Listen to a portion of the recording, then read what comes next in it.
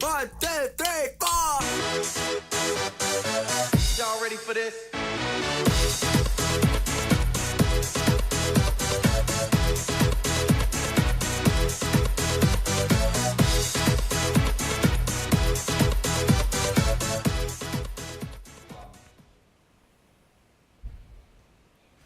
Hello, and welcome to Talking Pictures, the show where we talk about all things film. I'm your host, Dylan Appleby.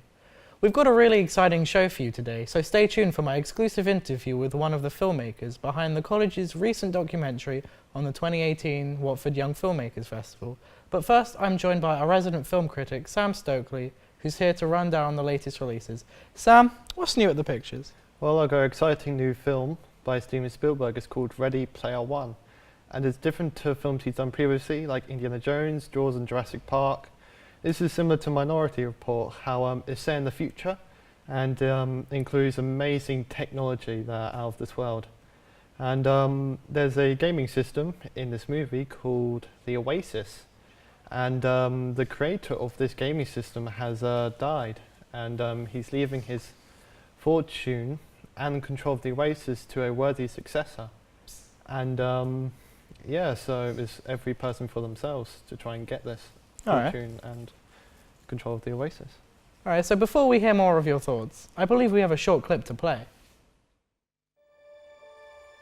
My name's Wade Watts. My dad picked that name because it sounded like a superhero's alter ego, like Peter Parker or Bruce Banner.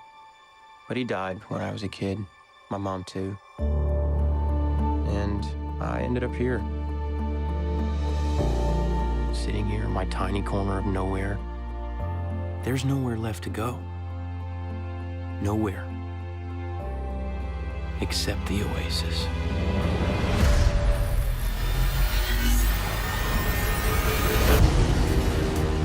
A whole virtual universe.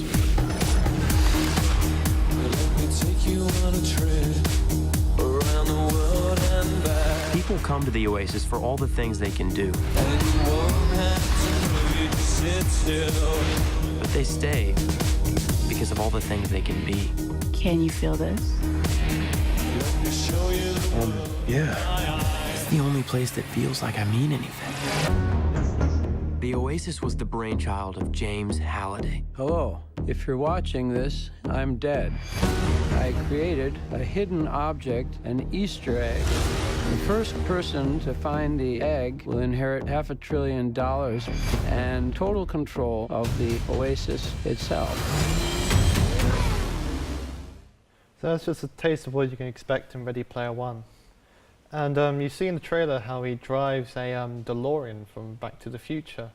Well, it has like that, has fun little Easter eggs of different games, movies and TV shows. Like the avatars in gaming systems, like on Xbox or PlayStation, you can become any avatar you want. And any person you can play as and become in this virtual reality world. So you sometimes see like characters that you like Superman or Sub-Zero. Just a fun way just to bring the new generation, but also the old generation pop culture into the mix, because yeah, it's very interesting to find out all the different things that, well, lots of things that they include in this movie. That's good. Could you tell us a bit about the characters?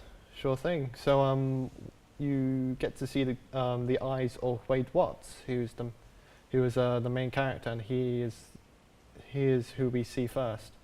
And he wants to do this competition to get the fortune and control of the Oasis. And he's quite smart. He knows where to go with all the different challenges. But another character, Artemis, who's the person who he first meets in the virtual world, and they kind of have a relationship or chemistry, work really well together to try and get the fortune and win the competition of the Oasis.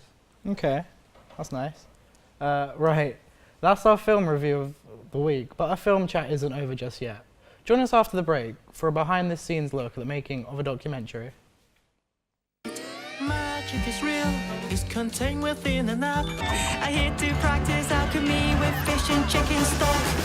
Magic is real, it's contained within an app. Put your feet up and watch Peking Duck appear with just need exactly what you feel. Delivery. Just Eat. Summon up your favorite takeaway tonight. Welcome back to Talking Pictures. I'm your host, Dylan Appleby, and with me is our second guest of the day, Tinashe, one of the filmmakers behind the college's recent documentary on the Watford Young Filmmakers Festival. Tinashe, we're glad to have you here. I'm glad to be here. So can you give our viewers a quick rundown on what this project involved? Okay, so basically me and my crew attended the Young Watford Filmmakers Festival located at the Watford Palace Theatre, which is really close, and the event was mostly about was those interested in the film industry and presenting it to people who came to the event. Yes, that was basically what it was about. All right. I believe we have a quick clip to play. What the Young Filmmakers Festival is. So it is a festival in celebration of young filmmakers' talent, and we are hoping at the Careers Fair and the Film Festival in general that we can provide young people with stepping stones to go towards their career. Yeah, so this is the Careers Fair for all the filmmakers here at the festival to come and chat and see if there's any support for them. There's lots of festivals here and universities.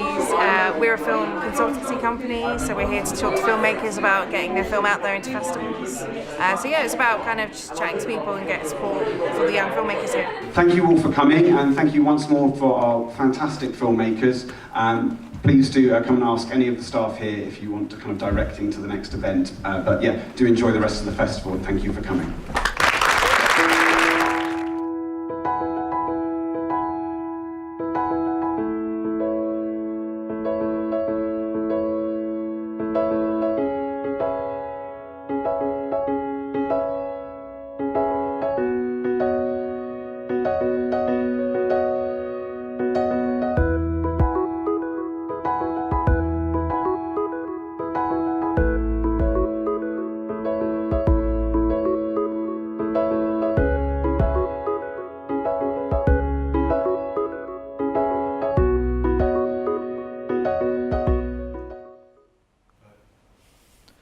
Your film is just over 7 minutes long, but obviously there's a whole lot more time that goes into making it. How long were you filming for? Okay, so basically we're filming for the whole day, which was the duration of the event as well. And during the event, I was the cameraman. So some of the footage that you see was shot by me, which included the interviews, which specifically we did one with the executive producer of Warner Brothers Studio, which was very interesting because he talked about a lot about how he got into the industry and how other people could too. So basically it was very educational. I also got to capture the workshops that took place, which was basically just about different like camera setups that people could use and lighting, which was very interactive, as well as what we also captured, the interactions. And lastly, we also filmed the screening of some of the movies and little like video clips that some of the young filmmakers themselves gave towards the event, which individually they were all very unique and interesting because some of them weren't just like actual like shot on a camera. Some of them were animations, which is like very interesting to see how these young filmmakers have implemented their own like ideas and uniqueness into such a creation. That's very impressive to hear. But did you find anything difficult about making it? Difficult? I would definitely say going through pre-production, so that's basically planning, timing and stuff during the event and also before the event. There weren't any technical difficulties. I believe it was just the planning, but yes. All right, that's good. And that's a wrap on this episode of Talking Pictures. Huge thank you goes to both of our guests, Sam and Tinashe. Tune in next week when Sam will be talking about Avengers Infinity War, and we'll be joined by filmmaker Lee Keough for an exclusive interview on his new film, The Forest War. I'm John Appleby, thank you, and goodbye.